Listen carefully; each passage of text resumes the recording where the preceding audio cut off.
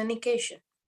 She is an Ayurveda enthusiast and an amazing young soul, beautiful speaker, and loves to learn new things. She has keen interest in field of theater and music. Along with this, she is district member of Nasha Mukt Bharat Abhiyan, president of Anti-Crime Youth Club Women's Wing Sirsa, assistant director of New Satluj Senior Secondary School Sirsa. She was honored by CM and Deputy CM of Haryana in field of art and works. She has started meditation 1.5 years back under guidance of Dr. Sangeeta Nehra ma'am. She is also featuring in Quantum Kitchen series of PMC Haryanvi every week and spreading knowledge regarding Ayurveda, vegetarianism, and use of pyramid power. Today, she will be guiding us with Dr. Bruce Lipton's book Biology of Belief. So now I would love to invite Dr. Urja Sachdeva. Please start your presentation. Thank you so much, Dr. Pooja, for a beautiful, beautiful introduction. Thank you so much. Namaskaram to all the beautiful masters watching this session today. As we all know, our 21 days spiritual science doctors retreat is going on. And as one of the speaker and one of the doctors, I pray to Almighty, Sarve Bhavantu Sukhina, Sarve Santu Niramaya, Sarve Bhadrani Pashyantu, Ma Kasyat Dukh Bhag Bhavet, which means may all the sentient beings be at peace, may no one suffer from illness, may all see what is auspicious, may no one suffer. So, ladies and gentlemen, I am Dr. Urja Sachdeva, a Bachelor of Ayurvedic Medicine and Surgery scholar, and today I am going to represent my book named Biology of Belief by Dr. Bruce H. Lipton. So I hope I will try my best to explain each and every concept and experiment given in the book and make it clear the concepts of the book to you. Thank you so much. And now I would like to share my screen.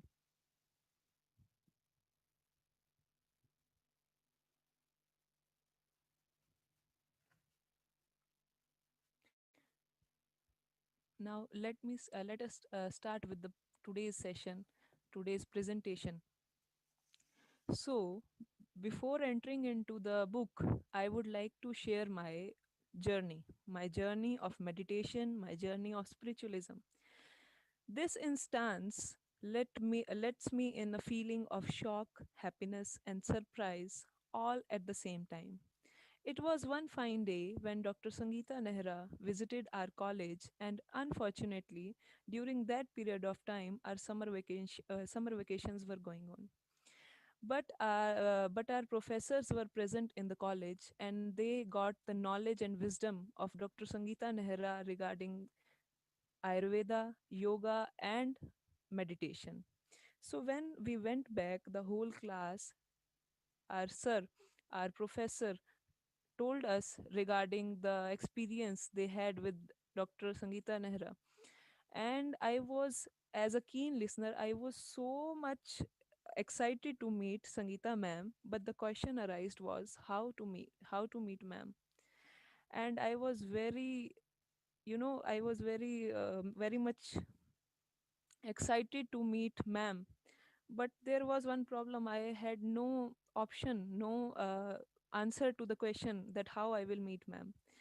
So suddenly one day, a divine soul, late Mrs. Indravati, called my mother and told that tomorrow I will be visiting your school along with Dr. Sangeeta Nehra, as we are running an institution in the city. And then my mother informed me regarding this. And guess what? I got the answer to my question, that how I will meet Sangeeta ma'am. And I was on the cloud nine. I was extremely happy to hear this. I just could not wait for the next morning, and the night seemed to be very, very long.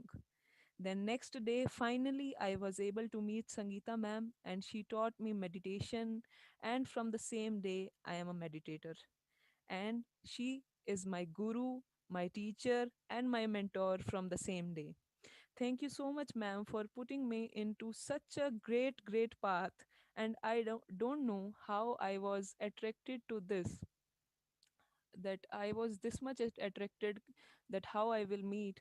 And I guess there was something behind that also, as growing up in a family which brought me, which I was grown up with the spiritualism, meditation, and a sort of Ayurveda in the home too. And all the thanks goes to my mother, Mrs. Shashi Sachdeva, and my grandmother, Mrs. Koshalya Devi, for nurturing me with such a culture.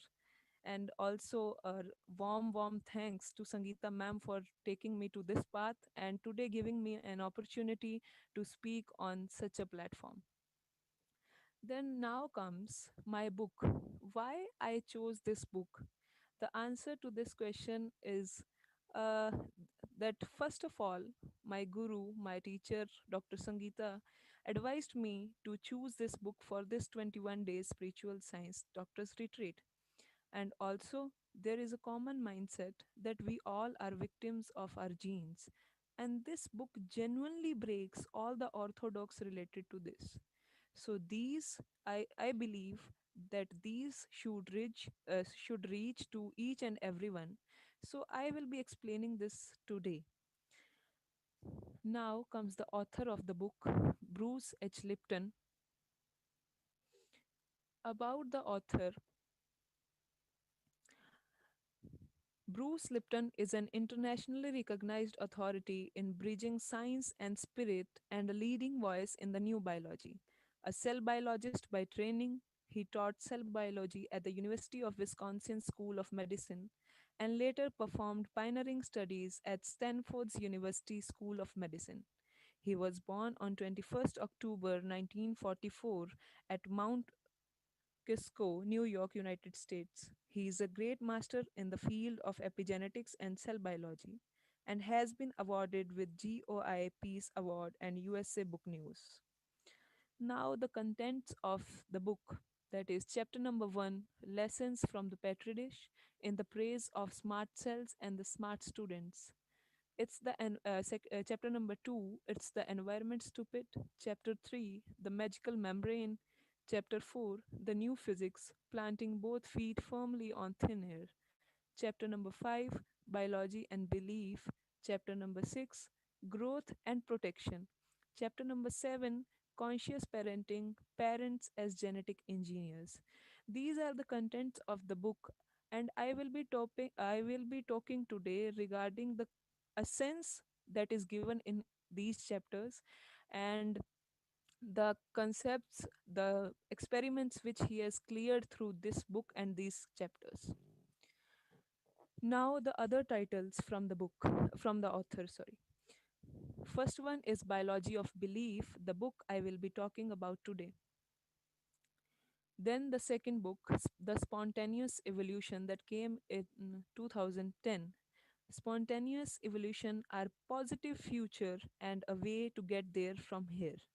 In this book, the author, this world renowned expert in the emerging science of epigenetics, reveals how our changing understanding of biology will help us navigating this turbulating period in our planet's history and how each one of us can participate in this global shift. Then comes the third book, The Honeymoon Effect, the science of creating heaven on earth. In this, the author explains a state of bliss, passion, energy, and health resulting from a huge love. He also states your life is so beautiful that you can't wait to get up to start a new day and thank the universe that you are alive. Now, let us enter into the science which can change our lives, our beliefs. So, my first question is that what do you see when you look into the mirror? Most of us will answer this question that I see myself very smart, or I see myself as a physical body, or I see myself as a soul. But when asked from the author, he explains, he says that you are not just single entity, you are a community of 50 trillion cells and not a single entity. That means you are a community and not a single person. And the mind is the government of 50 trillion cells. And if you have a good government, you have good health. And vice versa, that means if your government is not good, then your health is not good. Then before entering into the main content, I would like to tell the two different beliefs that comes from the ancient Greek before Christ. The first belief is of Democritus, that is around 460 BC, and the second one is of Socrates, that is around 470 BC. The Democritus, he believes that everything is made up of atoms. In this universe, in this environment, our surroundings, everything is made up of atoms. And atom is the smallest thing. Atom is the minimum, the smallest entity that cannot be cut. Means it is uncuttable. He also states that what you see is what you get. What you see physically is all there, and there is nothing in the empty space. He believes in materialism and life, like he says, everything in the universe is made up of atoms, and here we have empty space. So he says life is atoms colliding in the empty space, and the followers of Democritus are known as mechanists. Then the second belief is of Socrates. Socrates believes in dualistic philosophy. He believes in energy, that is, soul in the form of soul or form. Energy was present before life and it will stay forever. So, energy is perfect and ideal, energy is unchanging. Then he also explains about the materialism as materialism is physical reality and it is imperfect and corrupt shadow of the ideal. The follower of follower of Socrates are called spiritualists. Then come two more beliefs mentioned by the author, that how cells are controlled. First one is Newtonian physics and the second one is quantum mechanics. The Newtonian mechanics believes that the universe is matter and the universe is a machine. And the second new science that came around 1925, it believes that energy cannot be separated, and everything in the universe is made up of energy. So as Dr. Khyati on the first day explained about the quantum healing and quantum science and quantum mechanics, so I guess now we know about the quantum science. And obviously the quantum mechanics believes in the energy, and energy cannot be separated. Likewise in Newtonian mechanics, it believes that everything around is matter, and matter is something, like, let me clear the what is matter to the people who do not belong to the science stream or science field.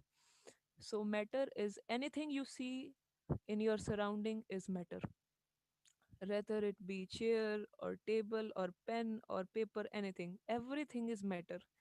And Newtonian mechanics believes in the matter, and you can take a section of the matter and you can study.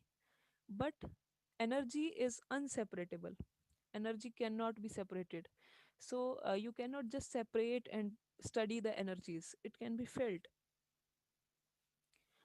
Now comes the main thing that the author talks about in the book. That is the central dogma, or it can be called as primacy of DNA. That means that you are protein, we all are protein, and there is uniform there is unidirectional flow of information, that is from DNA to RNA and to protein, that is you, that is we all. So this model was given by Watson and Crick, and it states that information is unidirectional from DNA to RNA and then to protein, that is you. Okay, so your structure and function is scripted in DNA. this is the central dogma, this is the thing I am talking, that is acceptable by the science. Genes or DNA control life and determine character of your life. We all have heard this, that what is scripted in our genes is what we are. So the but you do not pick the genes you came with. You cannot change the genes you came with. So you become the victims of the genes. Most of us believe that diabetes is running in our genes. Like, if my grandfather was suffering from the diabetes, my father will suffer from diabetes, and unfortunately, I will suffer from the diabetes. This is a common mindset that we all have in the today's generation. And also, this is what science teaches us, and it makes us powerless, because we know that if it is running in the genes, we cannot do anything. So this makes us powerless, and what you believe, you become.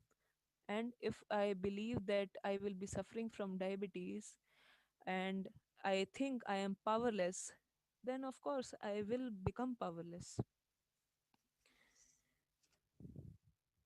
These are the two things I explained just before this about the Newtonian mechanics and the quantum mechanics. Then there is one experiment by the author, a very beautiful experiment. He tells us that energy can be seen in the form of waves. As you can see in this image, here are some waves that are produced in the water. This is energy.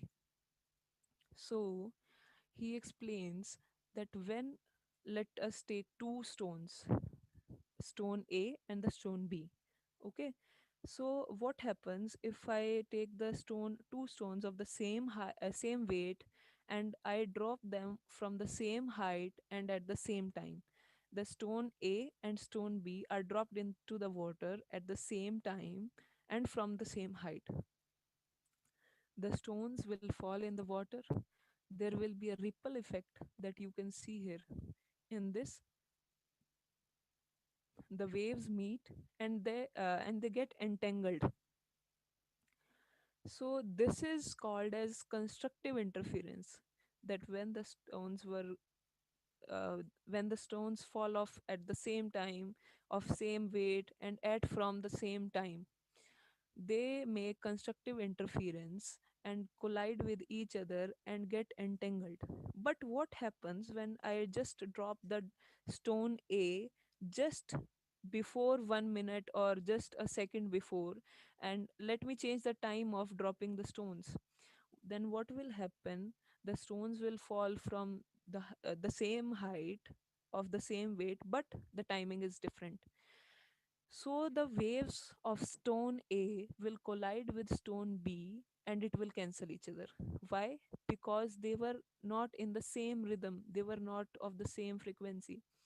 So he beautifully explains, when there are two waves colliding to each other of same rhythm and same frequency, they just add up and make constructive interference. This is the constructive interference. That means it's the adding up of the energy, and it becomes more, it increases. Then,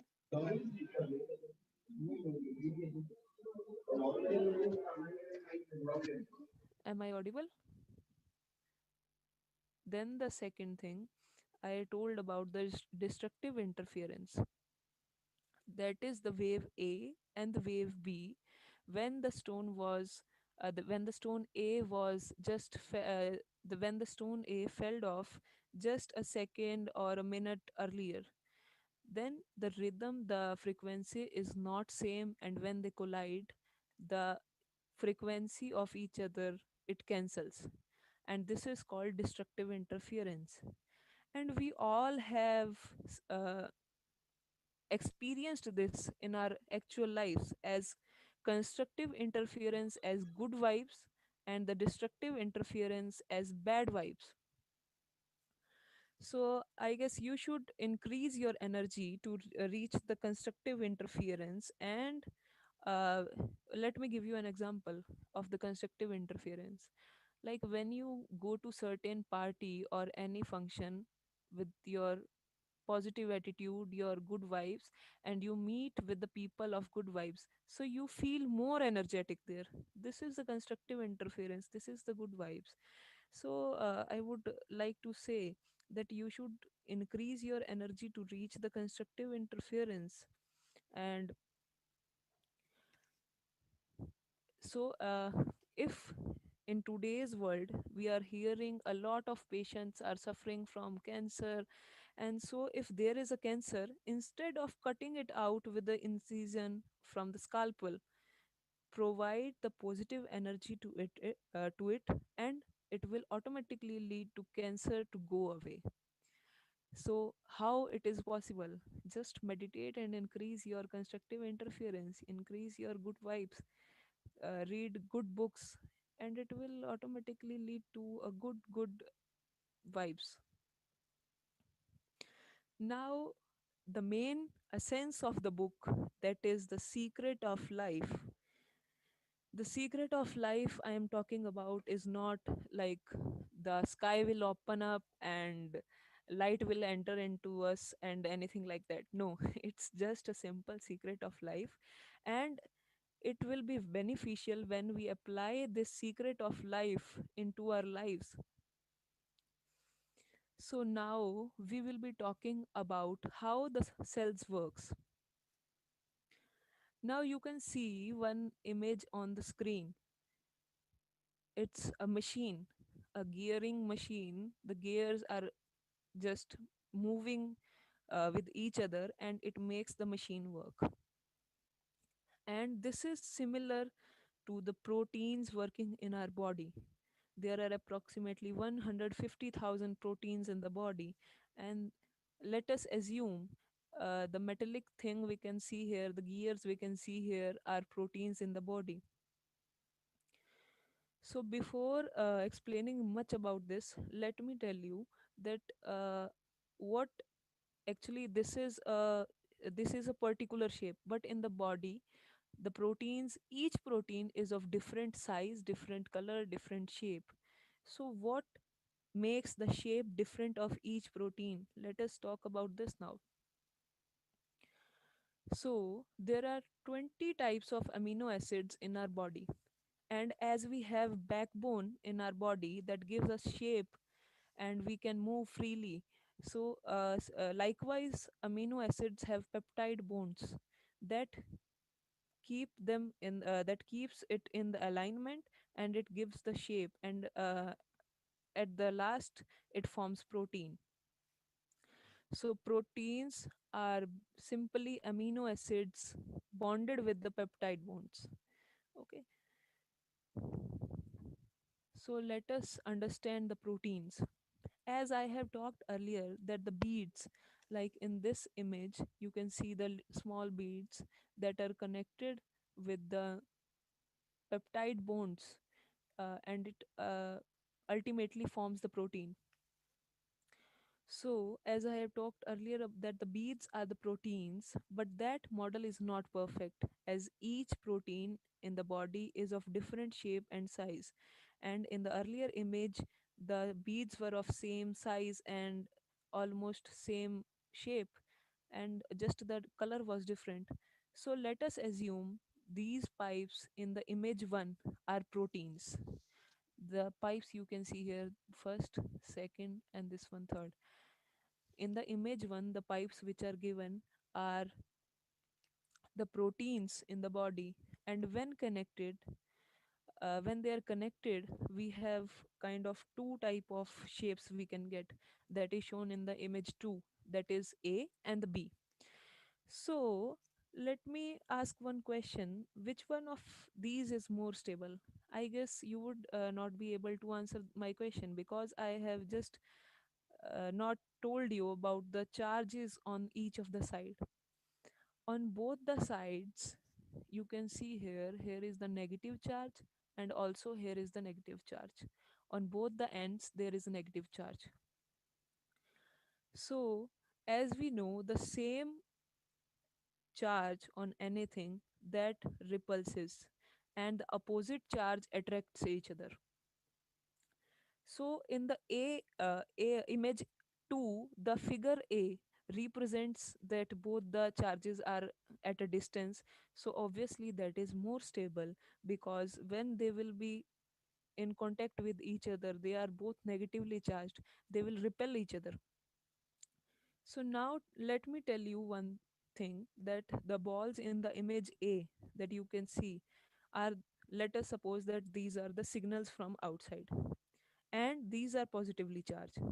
So when I connect the signal, the ball on the one side of the pipe, that is protein, they will automatically attract each other because the opposite charges attract each other. So one side of the protein is negative, and the when I connected the positive ball to one side, it became positive, and then the positive and negative will attract each other. Hence the shape of this will be changed, and shape B will be more stable now. So hence signal helped to change the shape of protein, and when the signal from outside combines with protein, it turns out to be our behavior. When signal is not good, our behavior is not good. Let me explain it with an example. When we are sick or suffering from any illness, then even our family members, even if they ask a simple question that what you would like to have or something anything, you can imagine, like they are asking how are you, and your answer is just leave me alone, I just want to stay alone. So what is it? Your behavior, why your behavior is changed? There can be two possibilities. If your behavior is not right, either the protein or the signal. So either the protein is the defective or the signal is defective. And if the protein is defective, that might be the birth defect. And in this world, only 5% of birth defects are there. So the major part, that is 95% of the time, it is your signal that induces your wrong behavior. So let us guess what can be the reason of our signal when our signal is not okay or it's wrong. There can be three things. First of all, trauma, like I am speaking in this session and suddenly something hits on my head.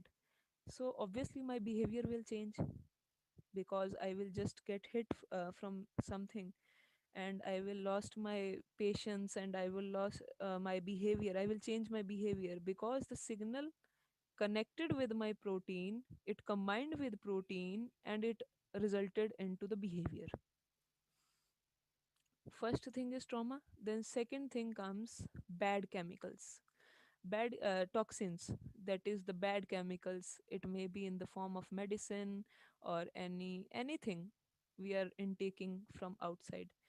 And the third most important thing, and which is the major problem nowadays, which turns our behavior wrong, is our thoughts.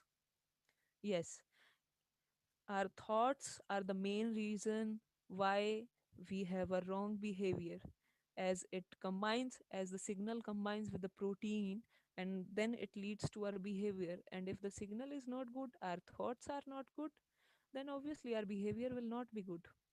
So if you can change your mind, you can change your biology, as proteins responds to good vibes and the bad vibes, as I told earlier.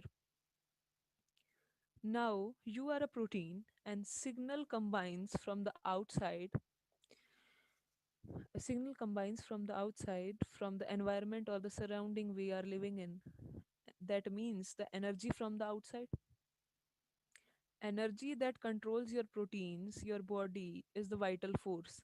So when signal combines with the protein, it makes it move. When the signal from the outside combines with the protein, it makes it move. That is our behavior. So now the brain is what controls the signal.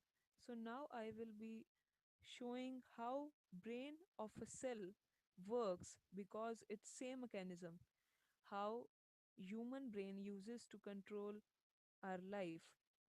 Actually, in this book, author tells about one phenomena that is called anthropomorphism, that is relating the human behavior to the cell behavior. And also he explains that there are 50 trillion cells in your body. If you understand one cell, you will understand the biology of whole body. And obviously now we can learn this, how signal is conducted, how it combines with protein and turns to be our behavior in a cell. And if we learn this, we can learn about our human mechanism too. So now the thoughts are controlled by the brain. So now where is the brain of the cell? It's the membrane. Like, it's the boundary of the cell, it's the cell membrane that is the brain of the cell. The signal from the outside, from the environment comes, like in the PPT, in the present, in this slide you can see the signal from the outside. It comes from the environment and then go through the membrane and combines with the protein and turns to be the behavior. So the switch, that is membrane, controls the signals that come in. There are two types of signal. First of all, the signal, the primary signal that comes from here, that comes from the outside of the membrane. Suppose this is the primary signal, then it comes to the cell membrane, and then it turns to be secondary, and then it is sent to the protein, and then it combines and turns out to be our behavior. So in the skin, the receptors proteins, which means the receiver, we all have receptors like eyes, ears, nose, mouth, and skin. So these are the big receptors which are used to take the information from outside, and these receptors are built in the skin. The receptors has the receptor has an antenna which binds with the signal. As in this slide, you can see this is receptor, and here is an antenna to it. So the primary signal combines with it, this antenna. When signal combines with the protein, it moves. As we talked earlier, that whenever the signal is present and it combines with the protein, it moves. So when the receptor, the antenna takes the message, the signal, and then it combines with the processor protein. Here you can see, as I have talked earlier, that when it combines, it moves. So this processor protein will combine with this, and then it combines with the effector, and the effector affects, and it sends the secondary signal to the cell, and it makes an effect. It changes our behavior, it makes the effect. So in this I am just talking about the biology of the cell and how your signals are changed. So if there is something, any query or anything, like you feel that this was not understood by me, so you may write it down and you may ask in the last of this session. So now coming back to this, the primary signal picked up by the receptor antenna, and then it went down, and it connect because the signal connected to the protein, so it made it move. So this processor protein combined with the receptor, and then to the effector. As we can see here, this effector also combined,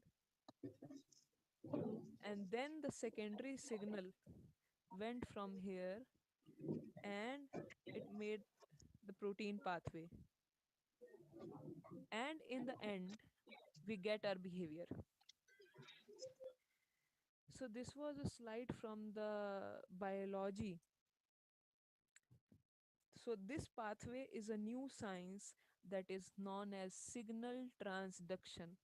Signal transduction, that is in short, that is the signal coming from the outside, it combines with the receptor combines with the processor protein, and it connects with the effector, and it gives us the behavior, this science is known as, this system is known as signal transduction, as explained by the author in the book. So, in the term of, so the name of this system is in the science is called as receptor effector integral membrane protein complex. But this is completely in the, you may say, science terminology. But there is also another name for this switch. I'll tell you this with the definition. In this, we just saw that the function of the receptor is awareness of the environment. Like we receive the information from the environment from our eyes, ears, and all the receptors in the skin. And the function of effector, this effector, the effector, is to send the physical signal into the cell, or we, or we can say the physical sensation. So, the definition of the switch is awareness of environment through a physical sensation. And if we check our dictionaries and we go for this definition, you can find it for our perception. Perception is the awareness of environment through a physical sensation. So, my dear friends, perception is what controls proteins, that is your behavior. So if protein is not your perception, your way of looking at things, your thoughts is the main thing that controls your proteins, that is your behavior. Then coming to the next thing, so if protein is not present, then there should be its blueprint, that is the genes. The genes present in our body, we all have one misinformation that genes are responsible for each and everything, but gene is just a blueprint. So the truth is, are you reading the blueprint or you are not? It's just that simple. And we believe that we are the victims of the genes. Whatever is scripted in the gene is what we are. So now the author very beautifully explains, if DNA core is covered with, in our body, the DNA core is covered with the protein. So the author with an experiment tell us, let us now assume the arm of the author that is shown in the picture is the DNA in the first image, and the bare arm is DNA, and he writes the genetic code for blue eyes on his arms, on his arm, on his bare arm, and covers it with the sleeve. So what we have to do to read the genetic code? Obviously, we have to remove or take off the sleeve, and the sleeve is the protein. And what makes the protein to change the shape, or what lets it to move? As we have discussed earlier, that the proteins are change their shapes, or it moves with the help of the signal. So we need a signal to take the sleeve off and read the genetic code for the blue eyes. So the signal, and what controls our signal? It's our perception. So you are not the victims of your genes, because you control your genes. Genes do not control you. Now we have discussed the signal transduction, and now let us talk about the epigenetic control. Basically, epigenetic changes are defined as inherited modifications that are not present in the DNA sequence. So epigenetics is basically, like, we believe that what is scripted in our DNA is everything that cannot be changed. But epigenetic changes are inherited modifications that are not present in the DNA sequence. We will see this with an example. So let me tell you before that one gene using epigenetic control can make 30,000 different proteins from one blueprint. So you can have good genes, and with epigenetics, you can make cancer, you can make diabetes, you can make hypertension. So let us see this example of epigenetic control with one example. In this image, you can see two mouse. First one is the fat, diabetic, agouti mutant mouse, and the second one is the normal looking mouse. Yes, it is just normal looking mouse, but it is also agouti mutant mouse. So, what is the difference between these both? The first one is suffering from diabetes, and it is also fat, and the second one is also with the same genes, that is agouti mutant mouse, and but he is absolutely normal. So the difference is that when this mouse, the second one, the absolutely normal mouse, when he was in the fetal development, in the gestational time, in the gestational period, in the pregnancy, the mother was fed with certain chemicals such as folic acid and vitamins and etc. So this changed the epigenetic control of this mouse. So, my point is that what is bigger, the genetics or the epigenetics? Of course, it is the epigenetics. Like, if genetics is the tip of the iceberg, then epigenetics is the sorry, if genetics is the tip of the iceberg, then epigenetics is surely the base of the iceberg, as shown in the picture. So now it is our responsibility for a good health, as we are having the epigenetic control. And now we all know that we are not the victim of our genes. We can control it by our beliefs, our perceptions, our signals from the outside. So, if you can change your perception, you can change the reading of your genes. If someone says that you will suffer from a disease, let me say diabetes. If someone says that you will suffer from diabetes and you believe in it, then surely you will create diabetes for yourself. So, the learning of the day is perception controls behavior, perception controls genes, perception rewrites the genes, and hence perception controls the biology. So, and sometimes your perceptions can be right or it may be wrong. So, it's better to say belief controls biology. I should repeat it once because it's the main essence of the book, and I just love this. Belief controls biology. And there is one more concept in this book that is named as placebo and nocebo effect.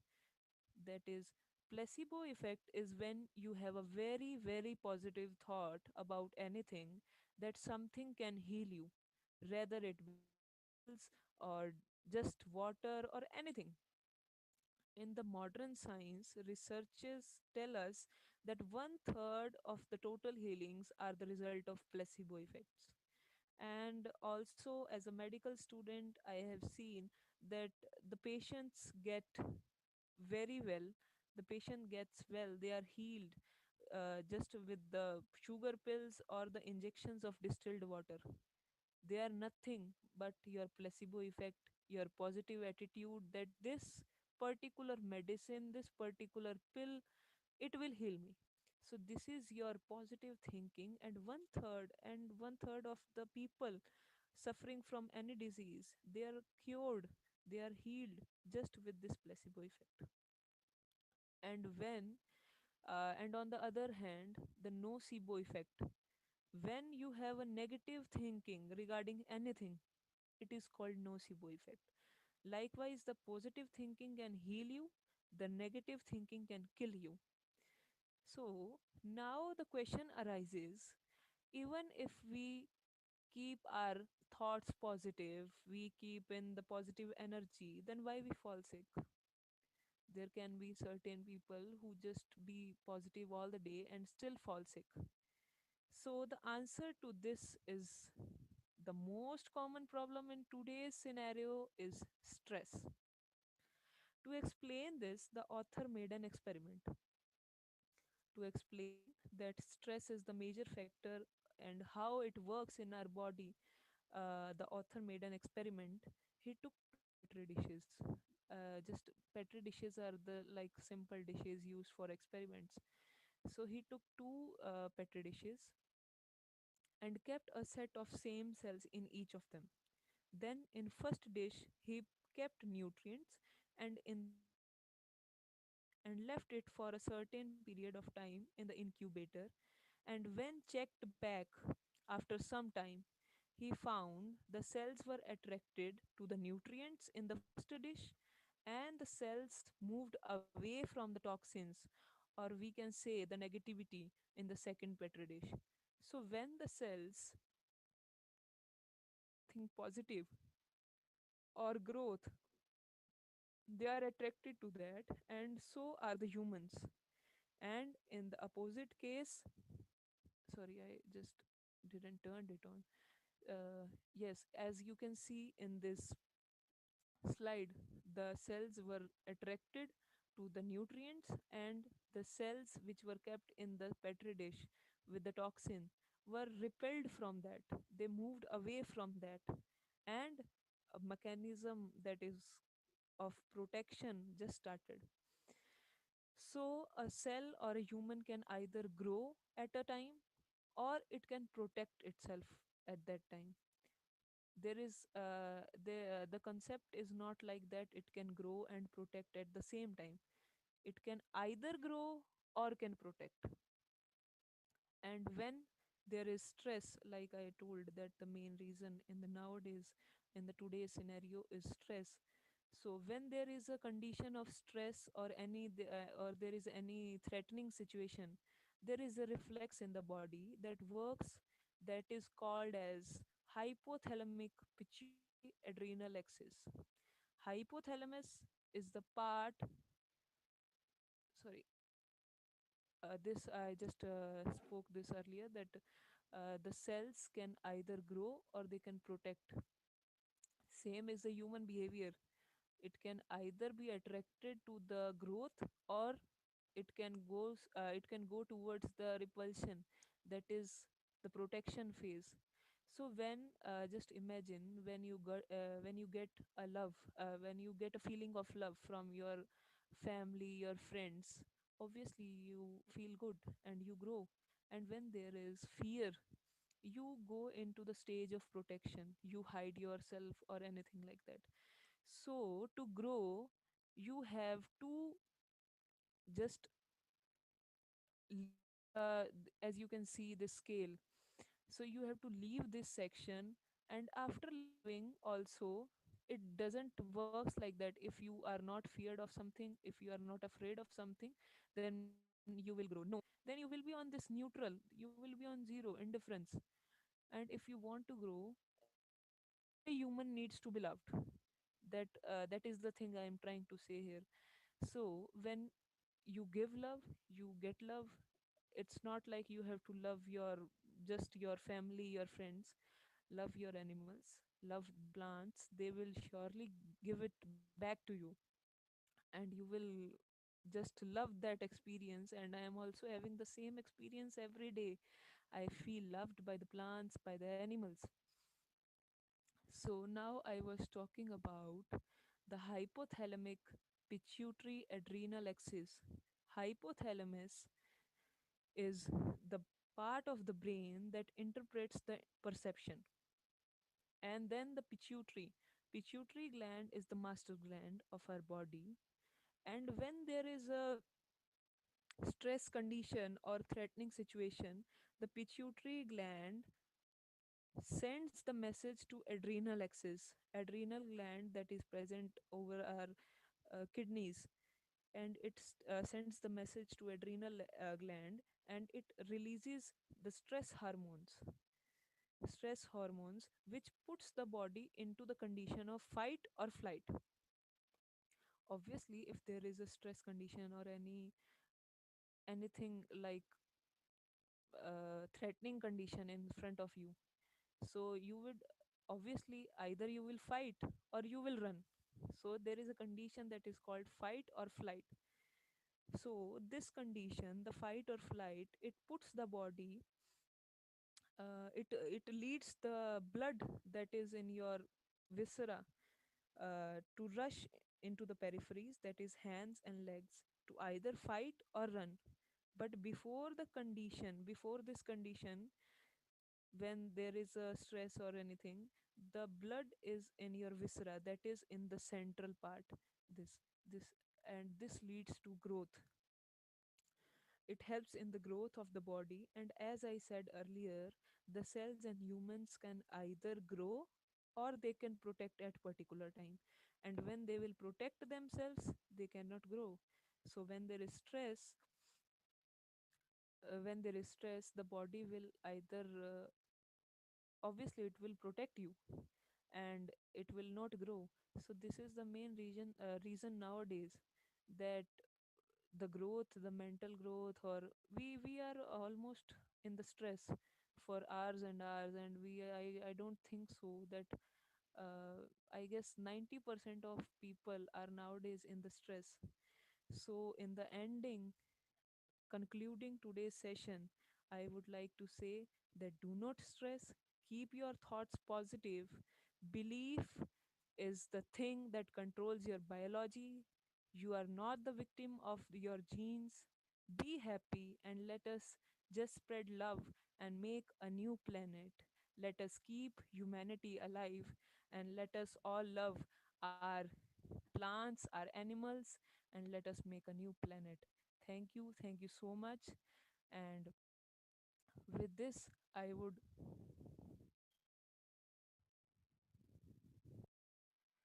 And with this, I would like to thank Dr. Sangeeta Nehra for providing me such a beautiful platform, and the PMC Haryanvi channel, PMC Global, PMC English, PMC US, PMC UK, Pyramid Health Channel Malaysia. Thanks to all the PMC family members who are listening to this podcast. And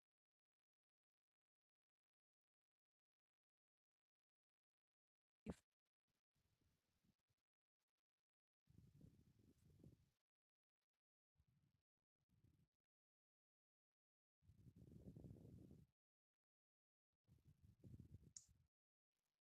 Thank you, Urja.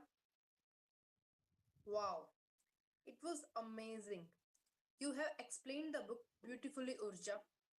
I mean, the concept that the cells of your body are affected by your thoughts. It is unbelievable but true.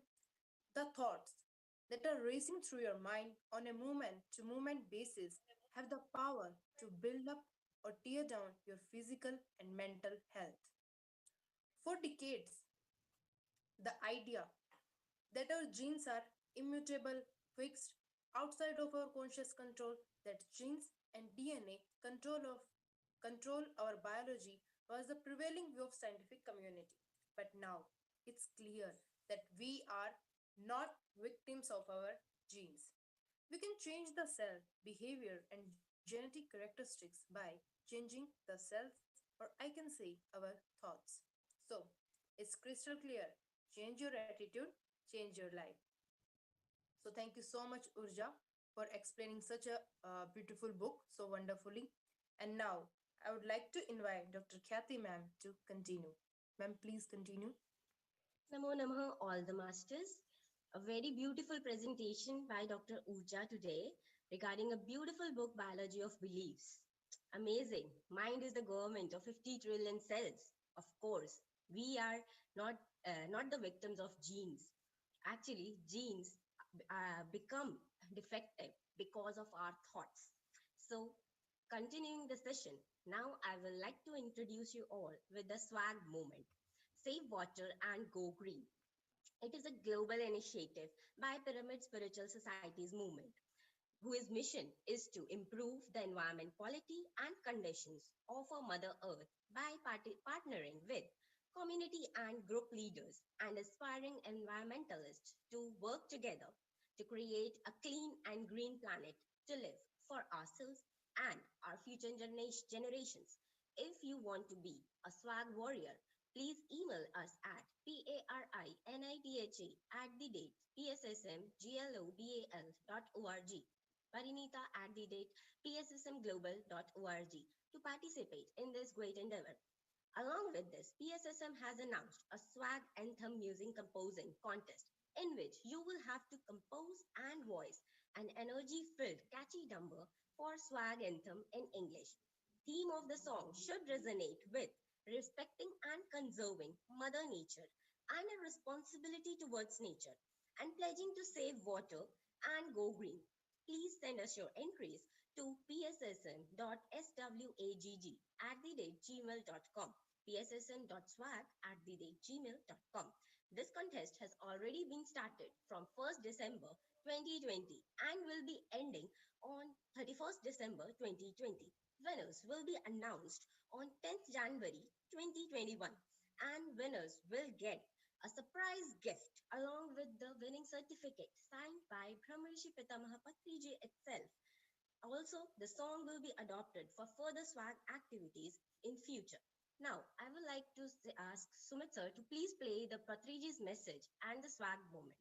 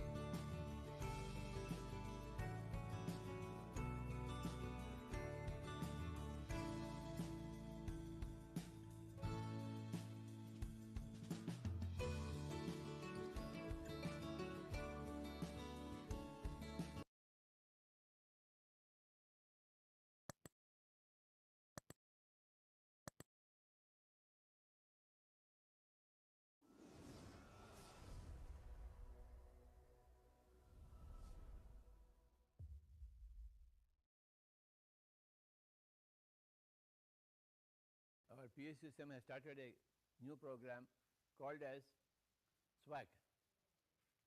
It means Save Water and Go Green. S for save, W for water, G for go, and another G for green. Save water and go green, my dear friends. We should not waste water. We should always be very, very careful in conserving our water resources.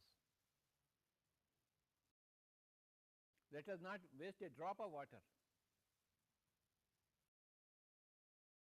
Every drop of water should be utilized properly. Every drop of water should be used in the best possible way. If you are wasting water, then you are contributing to the poverty of the nation. If you are conserving water, every drop of water, you are conserving the nature and you are making the nature prosper. We have to conserve water. Whenever you are seeing an open tap, please close it. Let not the water go waste. This is called as save water. And then go green. Plant trees. Everybody should plant trees. That is the most important activity for a man, for a human being, to plant trees. We want a very green planet. not a dry planet. And for plants, water is required. If there is no water, there is no greenery, there are no plants. These are the two important activities for a human being. You have to save water and you must see that everything is green. You must plant trees. While we are enjoying the trees planted by others, we should also plant trees. Everybody is forgetting this point and they are not planting trees at all. Why can't you plant trees? Why are you not aware of that fact? That you must plant trees every day. And always, every minute, you must be aware of wasting water, and you must never waste water. Water is a very, very precious commodity. It's a divine commodity. And if you plant a tree, plant a seed, sow a seed, you are making it green. So this is the movement called as SWAG. It means save water and go green. I like everybody to say, save water, and go green. Please repeat. Save water and go green. Again. Save water and go green. SWAG. What is SWAG? Save water and go green. Again. Save water and go green. Again. Save water and go green. Like this. Save water and go green. How many points? 2 points. What are the 2 points? Save water and go green. How many points? 2 points. What are those points? Save water and go green. ಎಲ್ಲರಿಗೂ ನಮಸ್ಕಾರ.